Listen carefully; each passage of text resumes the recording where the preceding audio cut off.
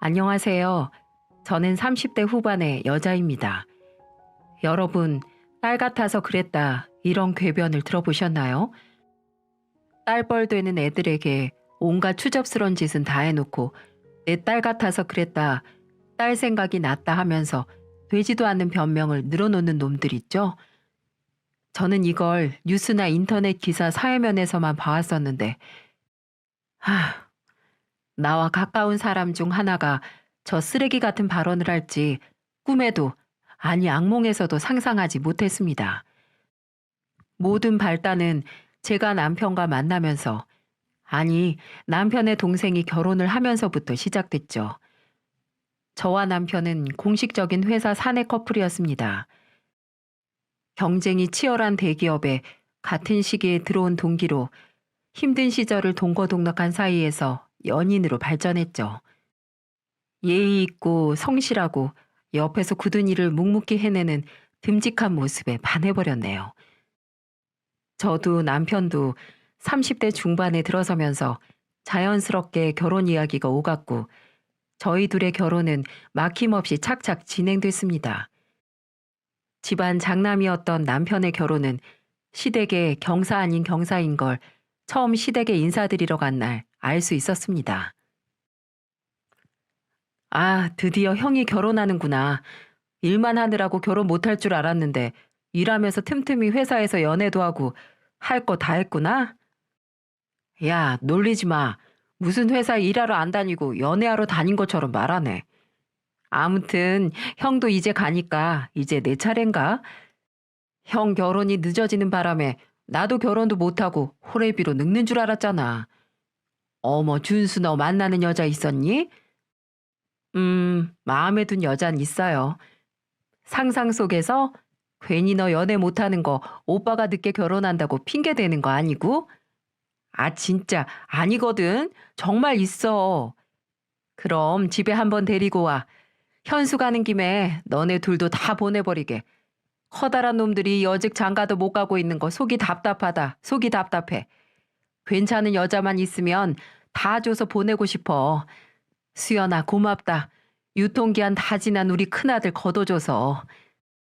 아이, 엄마, 무슨 물건 팔아요? 아들들을 떨이 상품 마냥 말씀하시네.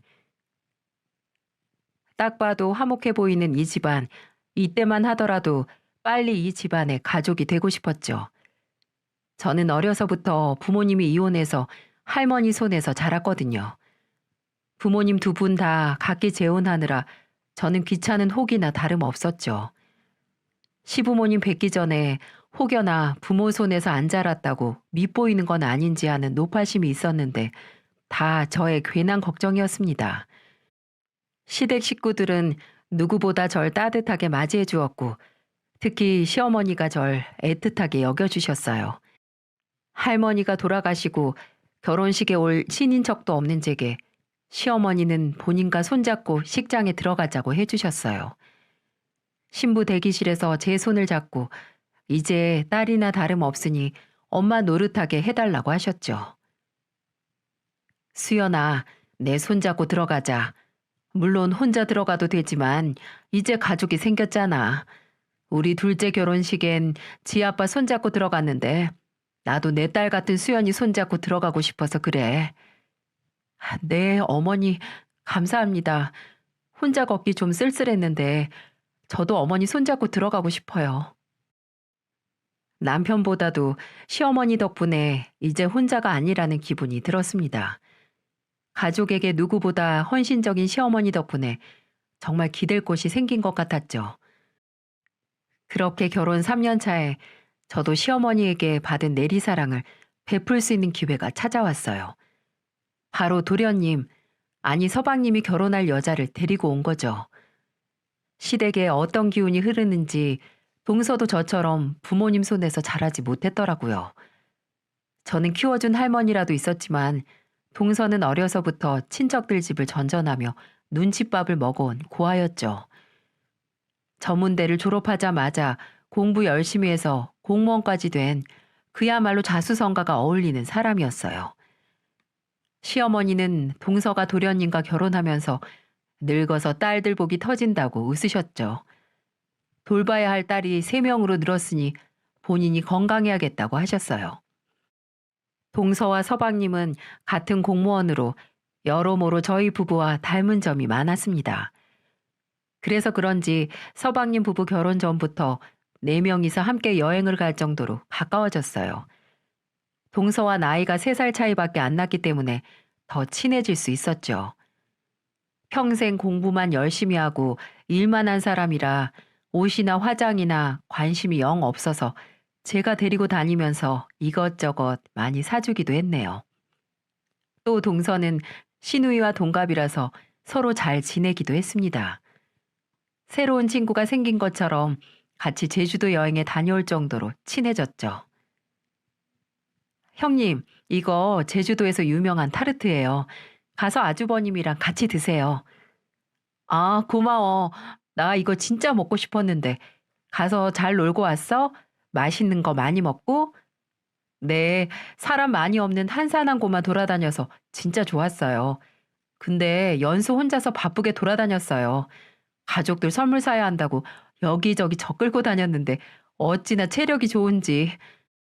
가서 가족들 생각밖에 안 나는데 어떻게 해요? 형님, 다음엔 휴가 날짜 맞춰서 다 같이 가요. 어머님, 아버님도 다 모시고요. 가끔씩 동서가 너무 가족을 챙기기 위해 무리하는 건 아닐까 싶었어요. 예전에 친척들 집을 전전하면서 눈칫밥을 먹었다고 했는데 여기서도 어른들 눈치, 형님 눈치 보는 건 아닐지 걱정이 되더라고요. 서방님 부부가 결혼 후에 남편들 없이 저와 동서만 밖에서 만나서 밤 늦게까지 술을 먹은 적이 있었는데요. 그때 동서가 지금까지 얼마나 외로웠는지 고생을 많이 했는지 알 수 있었어요. 형님, 저 고등학생 때도 안 해본 알바가 없어요. 학생 때라고 해도 조금이라도 용돈이 필요한데 그거 챙겨주는 어른이 없었거든요.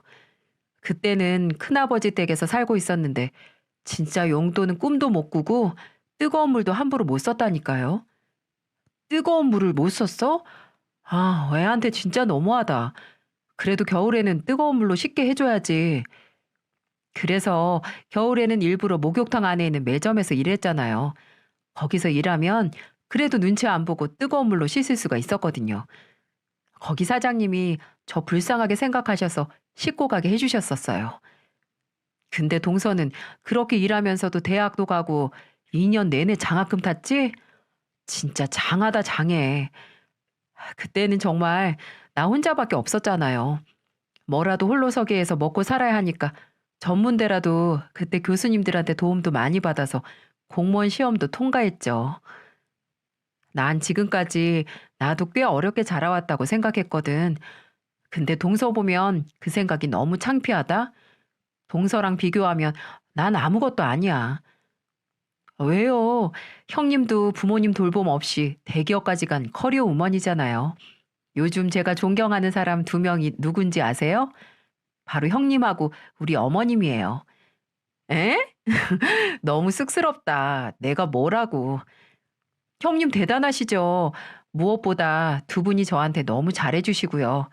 솔직히 제가 남편만 보고 결혼한 게 아니라 어머님이랑 형님 보고 결혼한 것도 있어요. 저 진짜 친엄마랑 친언니 생긴 것 같아서 얼마나 행복한지 몰라요. 이렇게 가족들 틈에서 살아보긴 처음이라서 좀 어색하기도 했는데 지금은 정말 좋아요. 없던 가족이라서 그냥 최선을 다하고 싶어요. 평생 없던 가족이 생겼다고 행복하다는 동서를 보며 제가 다 기분이 좋아지더라고요. 그 외로운 마음 누구보다 제가 잘 아니까 더 마음이 쓰였어요. 저도 없던 여동생이 생긴 것 같아서 좋았고 연장자로서 가족이라는 울타리를 더욱 견고하게 만들어주려고 노력했습니다. 동서도 정말 가족에게 정말 잘했어요. 종종 가족들 모두 시댁에 모이는 날이면 오자마자 쪼르르 시부모님에게 가서 온갖 예쁜 짓은 다 했죠. 우와, 아버지, 지금 연수한테 안마 받으시는 거예요?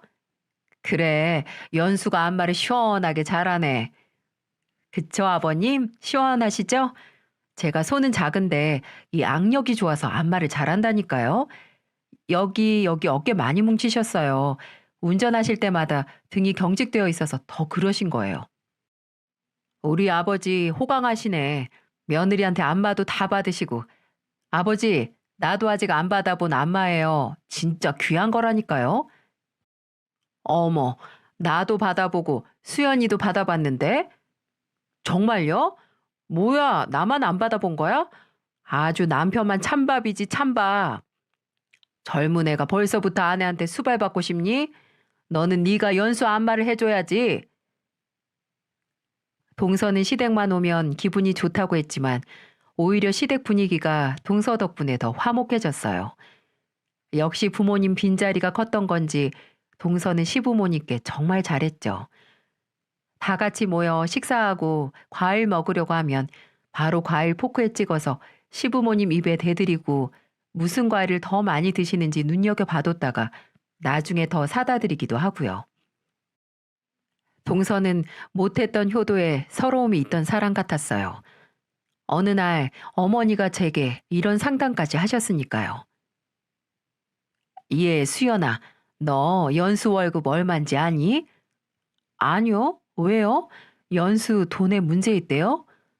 아니, 그건 아니고 얘가 결혼하고 우리한테 계속 용돈을 챙겨주는데 액수가 너무 과한 것 같아서 여유가 없는데 무리하는 것 같기도 한데 내가 마음이 불편하네. 연수가 요즘 그 재미로 살고 있을 거예요. 어머님, 아버님한테 효도하는 마세요. 지금은 기쁜 마음으로 받아두시고 연수가 계속 무리하는 것 같으면 나중에 말씀하세요. 지금은 하고 싶은 대로 하게 두시고요. 그래, 그래야겠다.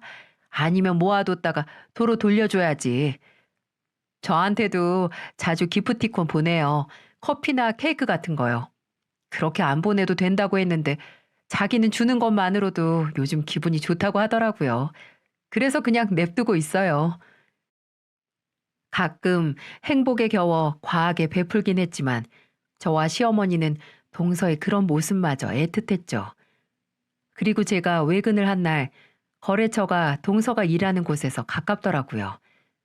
점심시간만 맞는다면 동서와 식사를 하면 좋을 것 같아서 전화를 했죠. 여보세요? 동서? 나야.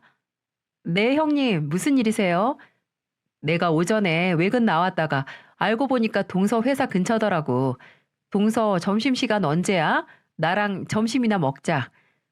형님, 저 점심시간 11시부터라서 벌써 먹었어요. 아우, 정말? 아쉽다. 내가 사주려고 했는데. 진짜 아쉽다.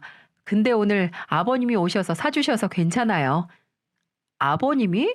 아버님이 동서회사에 오셨어? 왜?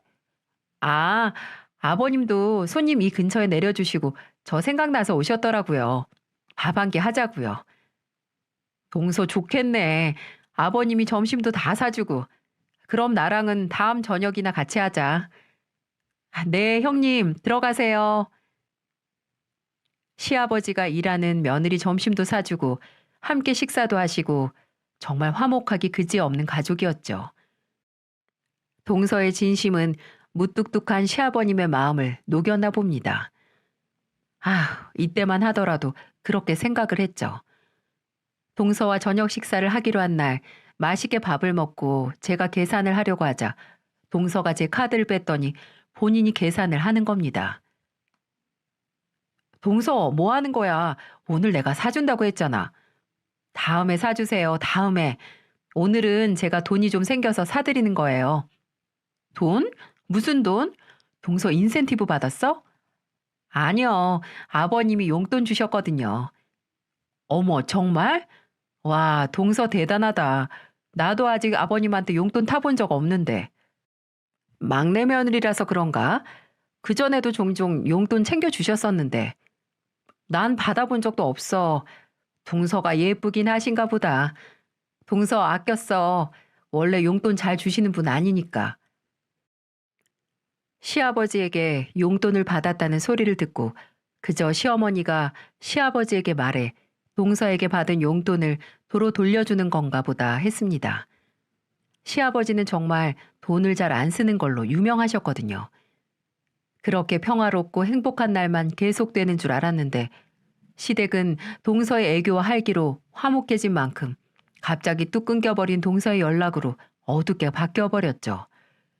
동서가 가족으로 들어오고 1년이 좀 지나서였을까요? 처음엔 시어머니도 그저 바쁘겠거니 하고 넘어가셨는데 어느 날 저에게 점점 동서가 걱정이 된다고 하시더라고요. 여보세요? 수연아, 나야. 네, 어머니, 무슨 일이세요?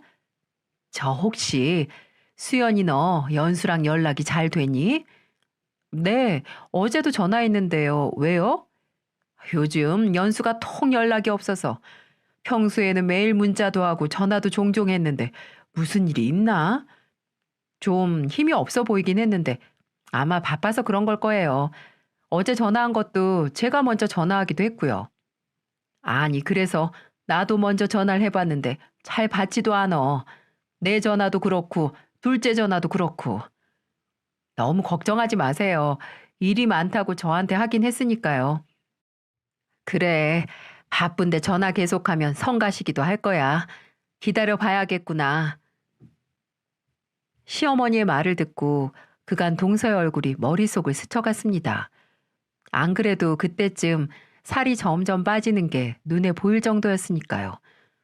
제가 무슨 일이 있냐고 물어봐도 그저 일이 많아서 고되다고 하고 자기가 유난스럽게 여름을 탄다고 입맛이 없다고만 하고 말았거든요.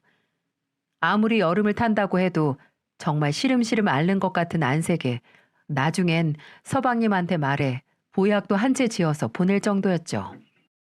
서방님도 동서가 그렇게 힘들어하는 건 처음 본다고 본인한테도 별말이 없다고 했네요. 분명 몸 어디가 아픈 거 아니면 무슨 일이 있어서인 것 같은데 동서가 말을 안 하니 알 도리가 없어서 답답했죠. 여보, 요즘 준수가 재수 씨랑 사이가 안 좋나 봐. 준수가 힘들어 하더라고. 왜? 동서 요즘 몸이 좀 안 좋은 것 같긴 한데 대체 무슨 일이래? 모르겠어. 재수 씨가 어디 문제가 있는 건 맞는 것 같은데 몸 말은 안 하고 입 꾹 다물고 혼자 힘들어 하니까 준수도 답답해서 죽으려고 하고 부부관계도 좀 소원해졌나 봐. 어제 준수가 전화해서 힘들다고 하더라고.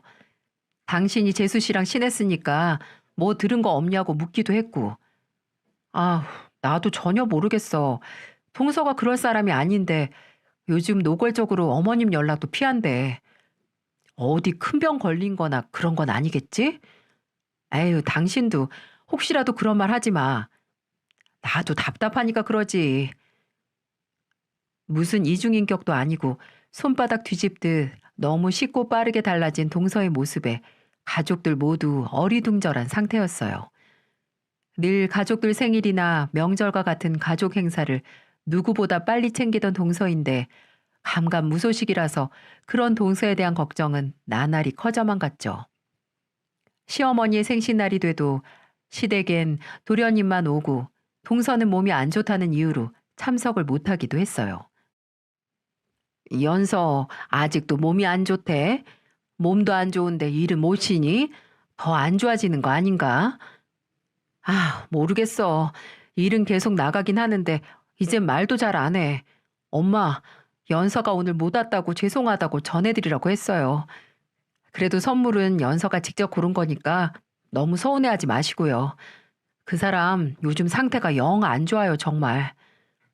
그래, 쉴 때 아무 생각 없이 그저 푹 쉬어야지. 내가 서운할 게 뭐 있니? 나중에 얼굴 보면 되는 거고.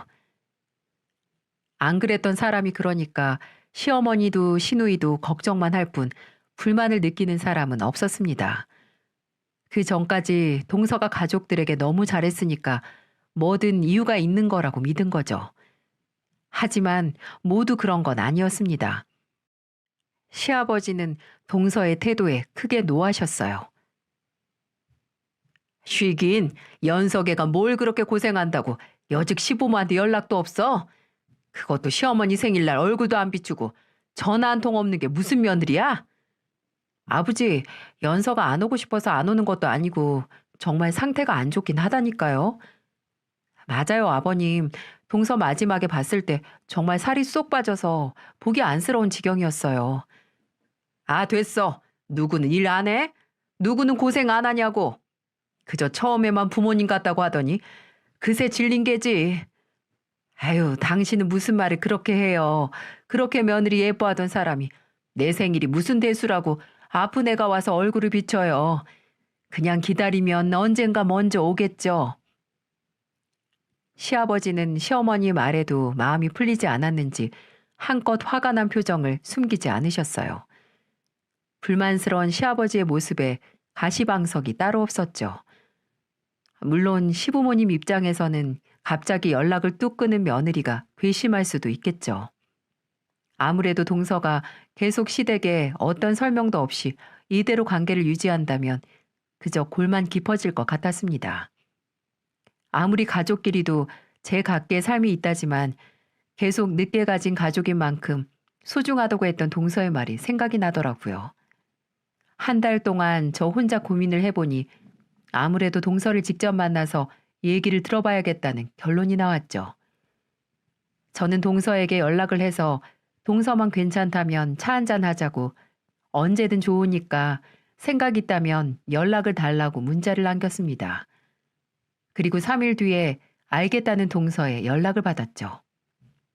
약속날 카페로 들어서는 동서를 보는데 그새 살이 더 빠졌는지 정말 반쪽이 됐더라고요.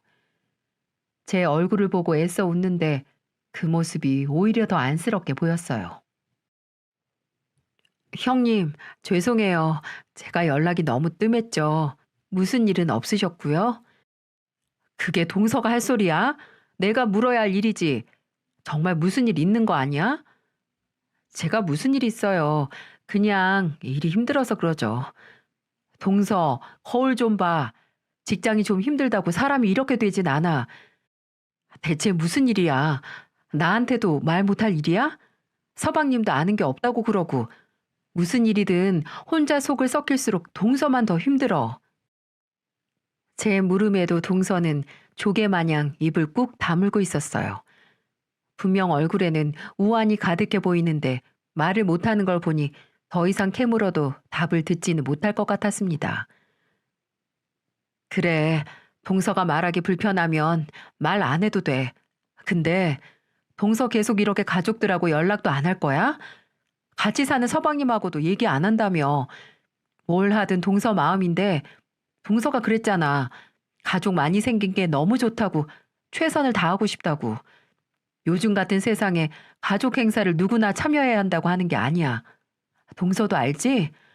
근데 계속 이렇게 가족 누구와도 연락 없이 지내다가는 그 가족 다 잃을 수도 있는데 괜찮겠어?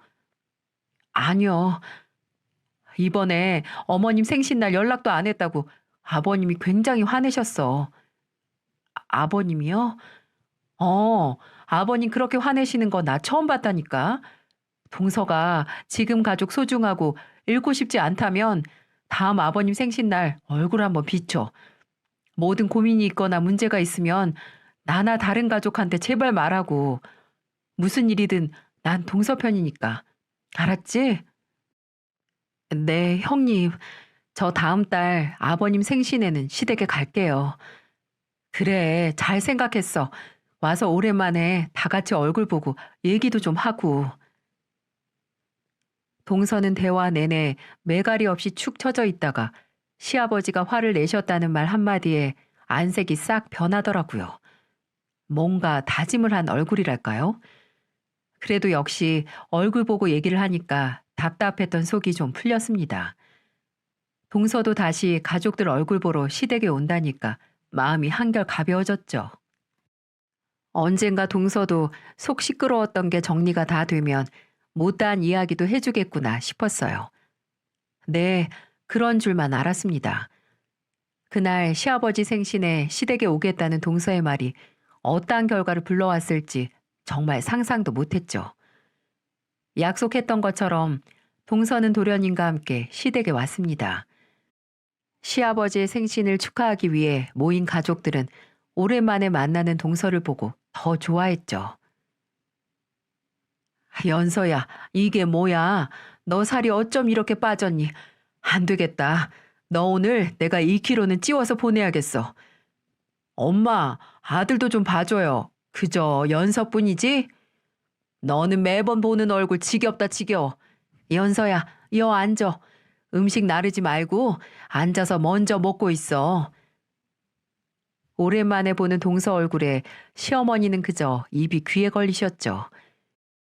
유일하게 동서에게 화가 났던 시아버지는 그저 말없이 있으셨어요. 서방님도 그런 시아버지 눈치가 좀 보였는지 분위기를 풀어보려고 말했습니다.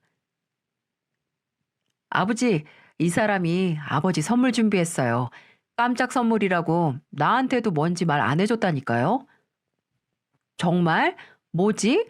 나까지 기대된다. 빨리 케이크에 촉 켜고 선물부터 풀어봐요, 아빠. 신우이의 말에 부랴부랴 냉장고에서 케이크를 꺼내 촛불을 켰습니다. 저희 부부도 신우이 부부도 하나둘 시아버지에게 생신 선물을 꺼내 놓았고 드디어 깜짝 선물이라던 동서도 큰 쇼핑백 하나를 꺼내더군요. 뭐야, 동서? 뭔데 이렇게 커? 어머, 정말 이게 뭐니?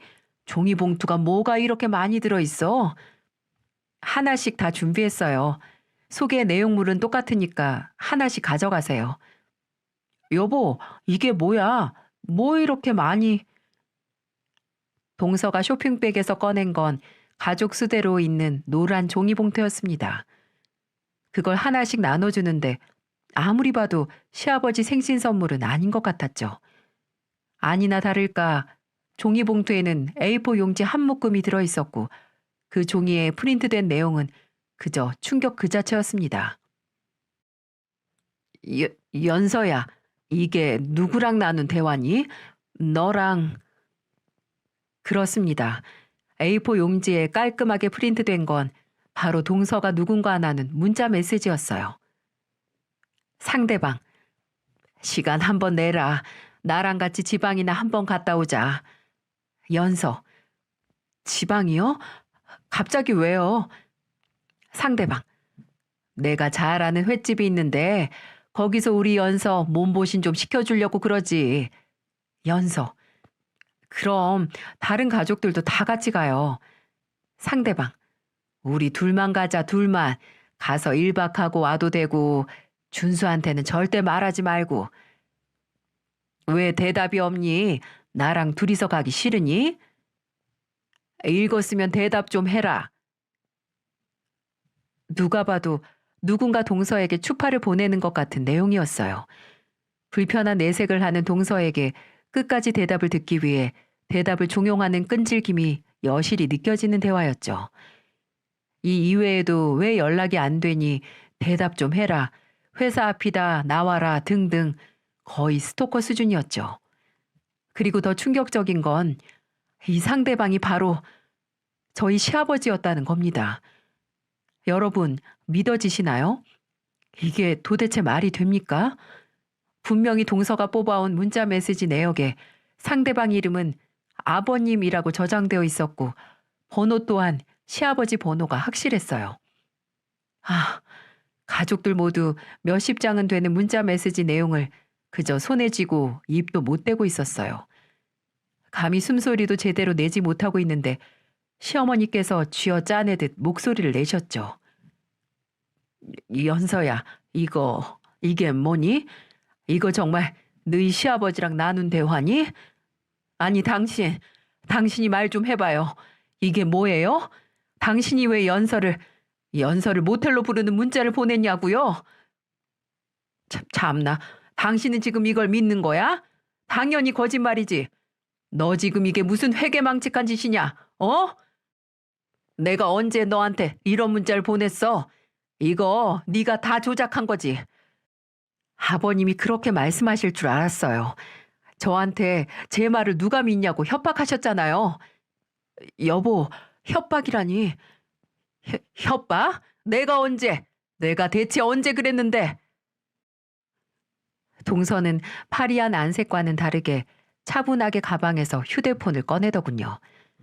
다른 가족들은 그저 멍청하게 동서가 하는 행동을 지켜볼 수밖에 없었고요. 시어머니는 또 뭐가 나오나 손을 파들파들 떠시는데 정말 영겁의 시간과도 같았습니다. 그리고 동서 휴대폰에서는 낯익은 목소리가 들려왔죠. 아버님, 계속 이렇게 저 불러내시는 거 너무 불편해요. 제가 왜 아버님이랑 모텔에 가요? 아들 보기 창피하지도 않으세요? 아, 누가 보면 내가 일방적으로 너한테 추궁거리는 줄 알겠구나. 그럼 제가 아버님한테 대체 뭘 했다고 이러시는 건데요. 저 아버님이 오해할 만한 그런 행동 한 번도 해본 적 없어요. 제 입으로 이렇게 말하기도 정말 수치스럽네요. 먼저 아버님, 아버님 하면서 어깨 주무른 게 누군데 수치스럽다 뭐다 말이 많니? 내가 네 여우 같은 속내 모를 줄 알고? 먼저 꼬리친 게 누군데 큰 소리야? 그건 며느리가 시아버지 어깨 안마 해드린 거잖아요. 제가 미쳤다고 제 남편 아버지한테 꼬리를 치겠어요?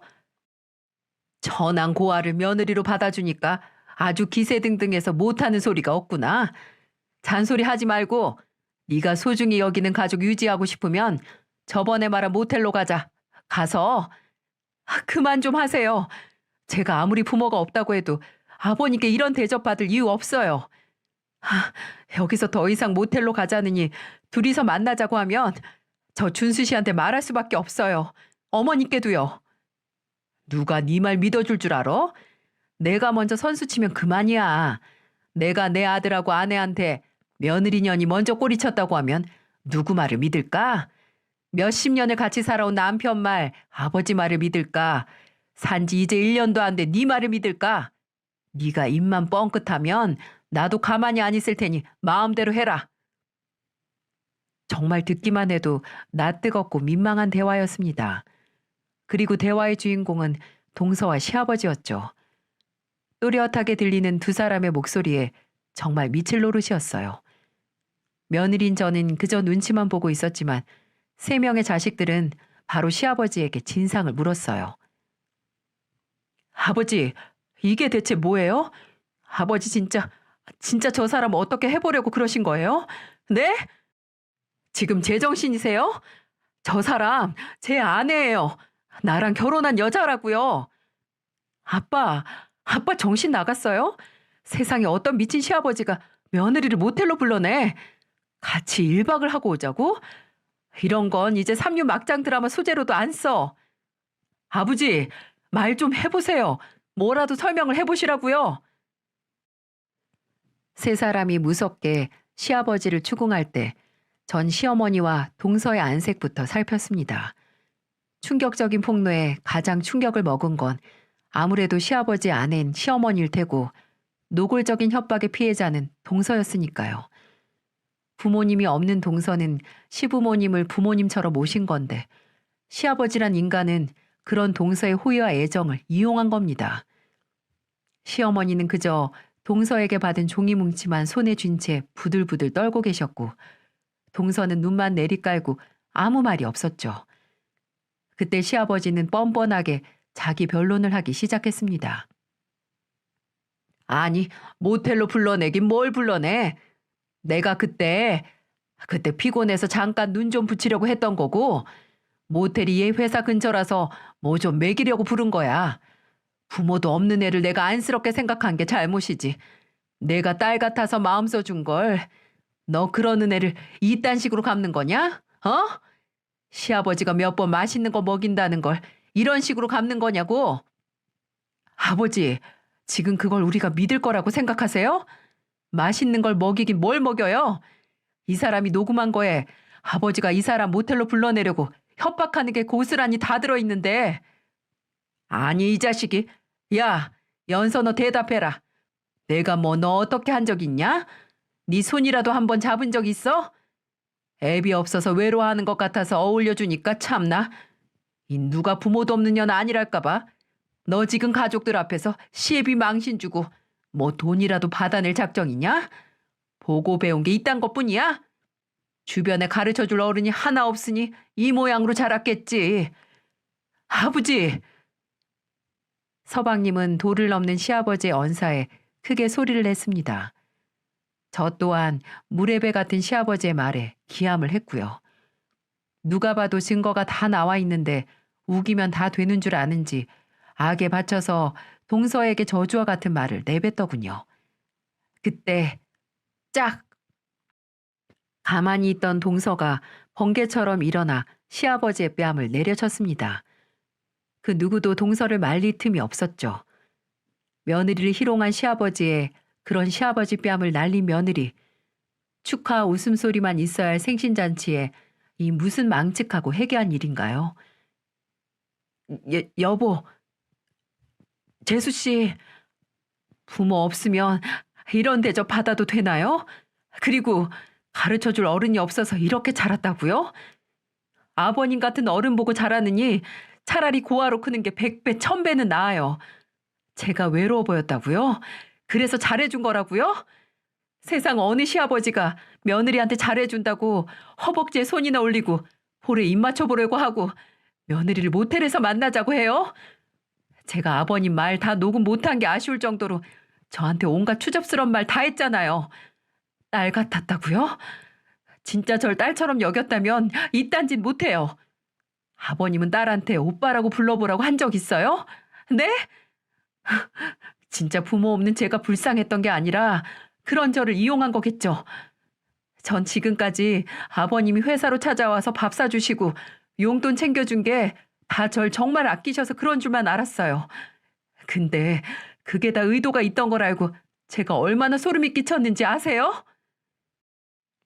차마 녹음하지 못한 시아버지의 발언들을 동서의 입을 통해 들으니 정신이 아찔해졌어요. 아버지 버린 사람이 며느리한테 믿고 싶지 않아도 믿을 수밖에 없는 증거들이 눈앞에 있으니 그 누구도 시아버지의 편을 들을 수 없었죠. 저에게 시아버지가 밥 사주셨다, 용돈 주셨다 하며 좋아서 웃던 동서 얼굴이 생각났어요. 가슴이 미어지더군요. 그게 다 시아버지가 노골적인 흑심을 품고 한 행동인 줄도 모르고 그저 좋아하던 동서가 생각나서 제가 다 서러워졌습니다. 한바탕 쏟아낸 동서는 몇 번 숨을 가다듬더니 시어머니를 보고 말했어요. 어머니, 이렇게밖에 고백하지 못해서 죄송해요. 저도 몇 개월을 고민했어요. 아버님에게 그런 일을 당하고 나니 다른 가족들 얼굴 볼 엄두가 안 났어요. 아버님 말대로 제 말을 믿어줄 거란 보장도 없었고요. 그래서 정말 이 방법밖에 제 억울함을 풀 방법이 없었어요. 제가 지금 한 일이 어머니에게 그리고 다른 가족들에게도 충격적이고 상처가 될 거라는 거 잘 알아요. 앞으로 저 안 본다고 해도 이해할게요. 그럼. 동서는 그렇게 시아버지를 제외한 다른 가족들에게 죄송하다는 말을 남기고 시댁을 떠났습니다. 서방님도 그런 동서를 뒤따라 나갔고요. 둘이 나가버린 시댁은 말 그대로 처참하기만 했습니다. 시어머니는 끝까지 입을 떼지 못하셨죠. 그저 죄송하다고 하던 동서 얼굴을 당황스럽고 슬픈 얼굴로 지켜보기만 하셨습니다. 남편도 독불장군처럼 본인 잘못 하나 모르는 시아버지 얼굴을 더는 보고 싶지 않았는지 자리에서 일어났죠. 이게 대체 무슨 일이야. 진짜 창피해 죽겠네. 창피해 죽겠어. 시누이도 연거푸 창피해 죽겠다는 말만 되뇌이다가 자리에서 일어났고요. 이대로 저희 부부도 시누이 부부도 떠나면 시아버지와 둘만 남는 시어머니가 걱정이 돼서 넌지시 시어머니를 불렀습니다. 어머니. 시어머니도 그런 제 의도를 아셨는지 그저 고개를 끄덕거리시며 먼저 가보라는 말을 하셨어요. 그렇게 폭풍우 같은 생신잔치가 끝났습니다. 시아버지는 생신 선물로 동서에게 파국을 불러오는 폭로를 받으신 거죠. 남편과 저 시누이는 동서에게 더 설명을 들어야겠다고 판단했어요. 뭐든 앞으로 어떻게 할지 가족으로서 의논을 해야겠다고 생각을 했어요. 다행히 동서도 동의를 했고 저희 부부 집에 모여서 대화를 하기로 했죠. 동서, 일단 대체 왜 서방님한테 말을 안 해왔던 거야? 서방님한테 말하기 그랬으면 나도 있고 아가씨도 있잖아. 그래, 먼저 의논을 했어도 됐잖아. 그렇게 폭탄 던지듯 할 게 아니라 먼저 말을 안 해서 죄송해요.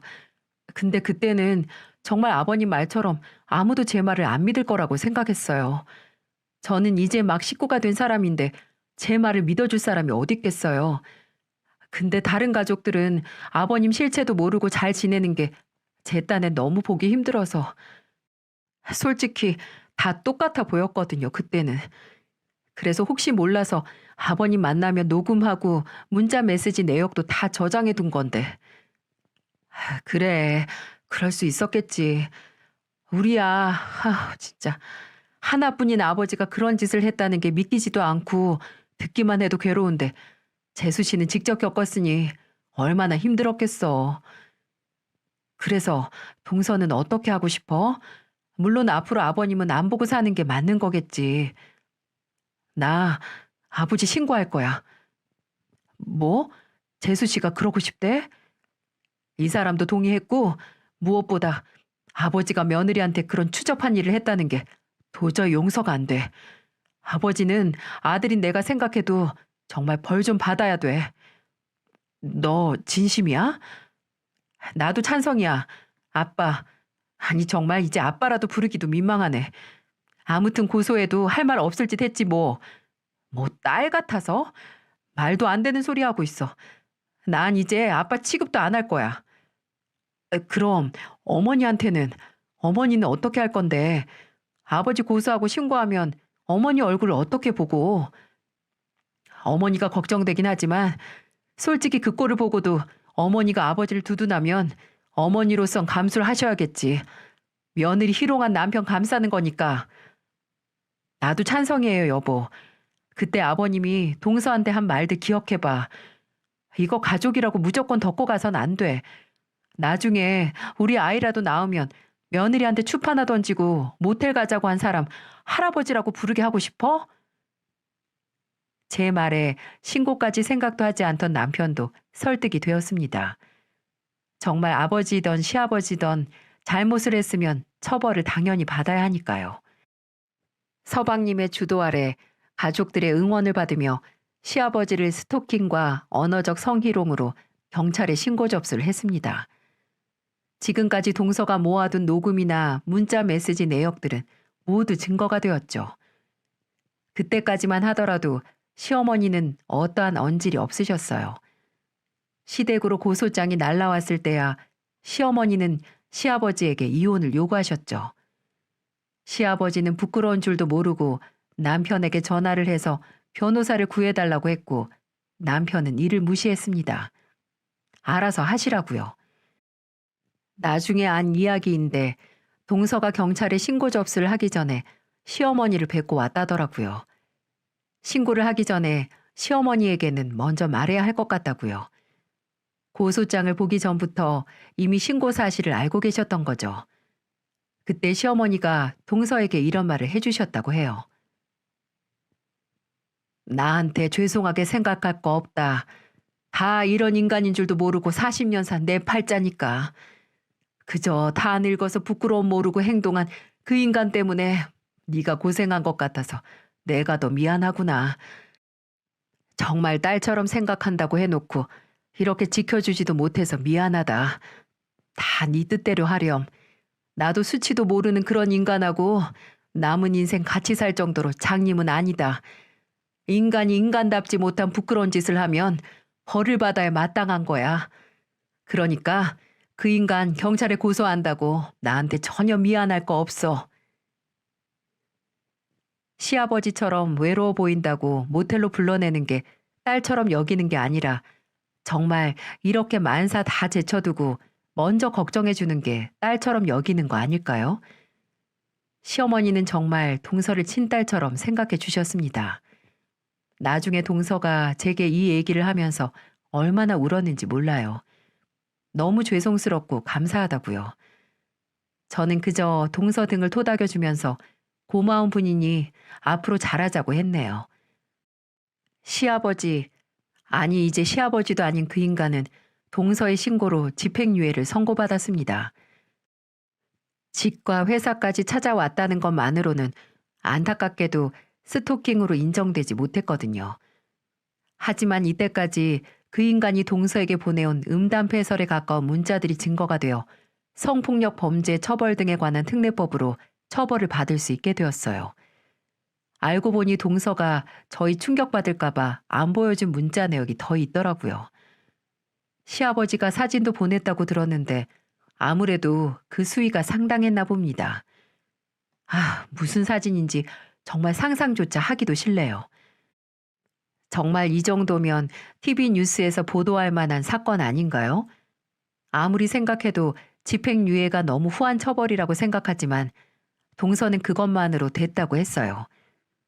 가족들이 모두 본인의 이야기를 들어준 것만으로도 만족한다고 말이죠. 시아버지였던 그 인간은 집행유예를 선고받고 바로 이혼 소송까지 받아서 아마 정신이 없었을 거예요. 시어머님도 쫓아내고 자식들도 받아주지 않아서 현재 단칸방에서 사글세 내며 산다고 남편에게 전해들었어요. 남편은 그래도 장남이라고 종종 그 인간 전화를 받았었거든요. 성범죄자 등록까지 돼서 일자리도 짤리판이라고 남편에게 전화해서 우는 소리 하는 걸 들었는데 이제 남편도 더 이상 연락하지 말라고 하고 끊었습니다. 피가 물보다 진하다는 말이 있지만 정말 피도 피 나름 아니겠어요? 피부치인 게 치욕스러울 정도로 창피한 인간은 빠르게 인생에서 내보내는 게 맞는 거겠죠. 가족이라는 말로 뭐든 용서가 되는 게 말이 되나요? 향을 감싼 종이에서는 향 냄새가 나고 생선을 감싼 종이에서는 비린내가 난다고 품어줄 걸 품어줘야 다른 가족들에게서 썩은 냄새가 진동하지 않는 법이죠. 동서가 시어머니의 이혼 후에 죄송한 기색을 비치자 시어머니는 동서에게 오히려 그런 인간인 줄 모르고 아까운 4시간만 낭비할 뻔했다고 동서에게 고맙다고 말씀을 해주시더라고요. 정말 다사다난한 사건이 순식간에 벌어졌다가 순식간에 끝이 났습니다. 그래도 이 잊고 싶은 사건이 남은 저희 가족을 더 단단하게 만들어준 것도 같네요. 아직 다들 충격에서 완전히 벗어나지 못했지만 앞으로 서로 보듬으면서 이 역경을 잘 헤쳐나갈 수 있으리라고 생각합니다. 저의 긴 이야기를 들어주신 여러분 모두 행복하시고 앞으로 향을 감싸는 종이가 되시길 바랍니다. 감사합니다.